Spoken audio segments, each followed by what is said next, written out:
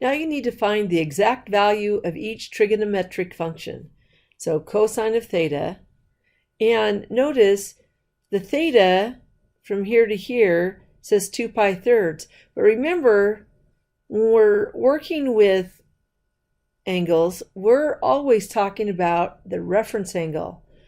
So if halfway around is pi, well, pi means the same thing as 3 pi over 3, right? Because those would cancel. Well, 3 pi thirds subtract 2 pi thirds. That means that this right here is pi thirds. And one of the things that you're going to be given in class is what's called a unit circle that has the 30, 45, 60 degree angles, or pi 6, pi 4, pi thirds. And it's going to give you these specific values. So when you're looking at the unit circle, this value right here, this coordinate point, is root 3 over 2. Whoops, I just did the reverse. Imagine that, I reversed something. Negative 1/2, comma, root 3 over 2.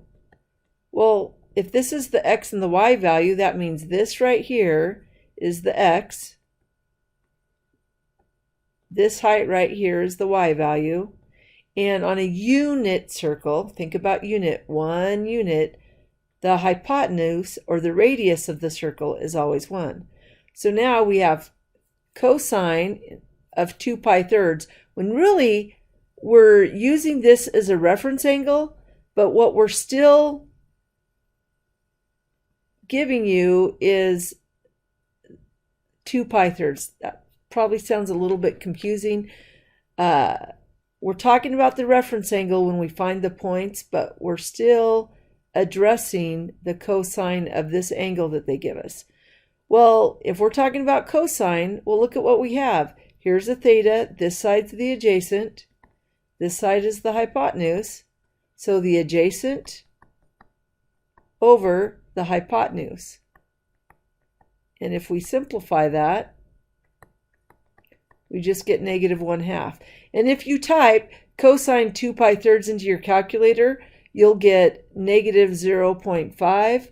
Well, that's the same as 1/2, negative 1/2. All right. Use the given point on the terminal side of the angle theta to find the value of the trig function. All right, so we don't know what that value is, but we're given this point right here.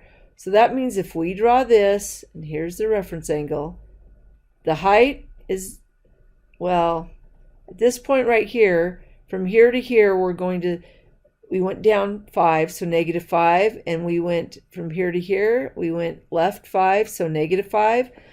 Well, we need to find the hypotenuse, because secant is hypotenuse over adjacent.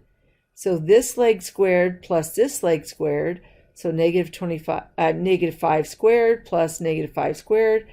Well, negative squared is a positive.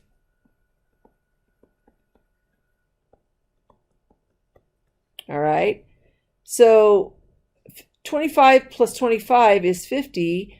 Well, that's the same thing as 2 times 25.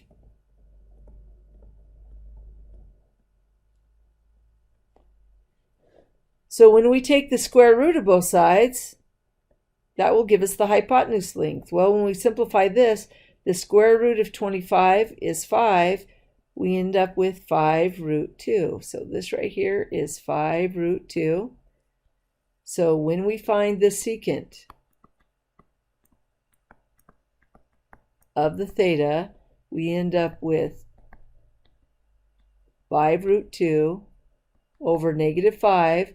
We're going to want to simplify. That cancels to 1. There's a negative sign down there, so we'll simplify that further. Remember, a positive divided by negative, we'll get negative root 2.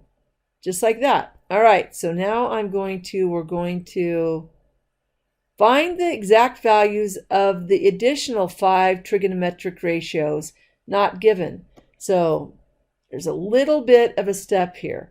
First, they give us that the cosecant is negative 5 thirds, and that the cosine of whatever the theta is is also negative. The reason we know it's negative is because numbers smaller than 0 are negative. Well, so let's review the quadrants. In the first quadrant, all of the trig functions, all 6 trig functions are positive. In the second quadrant, only sine and cosecant, those are reciprocals of each other, are positive. In the third quadrant, only tangent and cotangent are positive, because think about that negative divided by negative is a positive, so that's why those two are positive. And in the fourth quadrant, cosine and secant are positive. So this tells us that cosecant is negative. Well, cosecant is positive here and here, so cosecant is negative in the, so cosecant, negative cosecant is in the third and in the fourth quadrant. This says cosine is negative. Well, let's see. Cosine's positive here, cosine's positive here. So cosine is negative in the second and the third quadrants. Well, look at where they agree. Cosecant and cosine agree in the third quadrant. So as you can tell, I drew a coordinate graph and I drew a triangle, a right triangle in the third quadrant.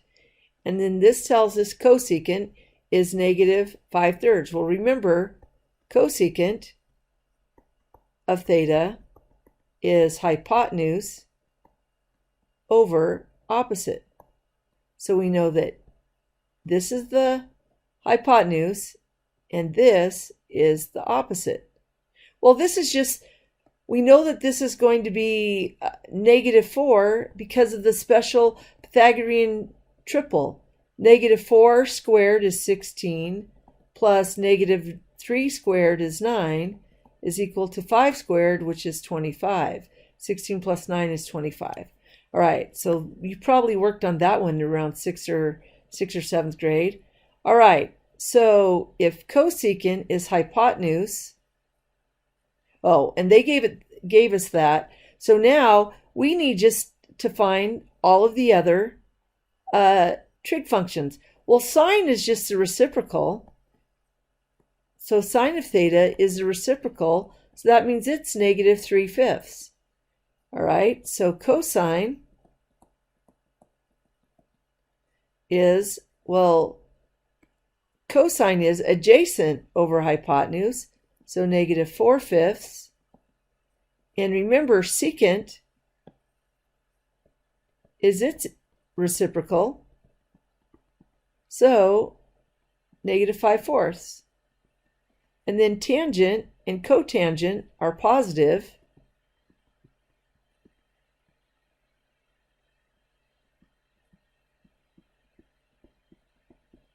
And tangent is opposite over adjacent. A negative divided by a negative is positive. So we have 3/4 and then the reciprocal 4/3. All right. So that is how you recall where the different trig functions are positive. You use that information. You draw a reference angle. You label all 3 sides. And then you just use the trig function information. All right. And that might be it. All right. That's it for this one.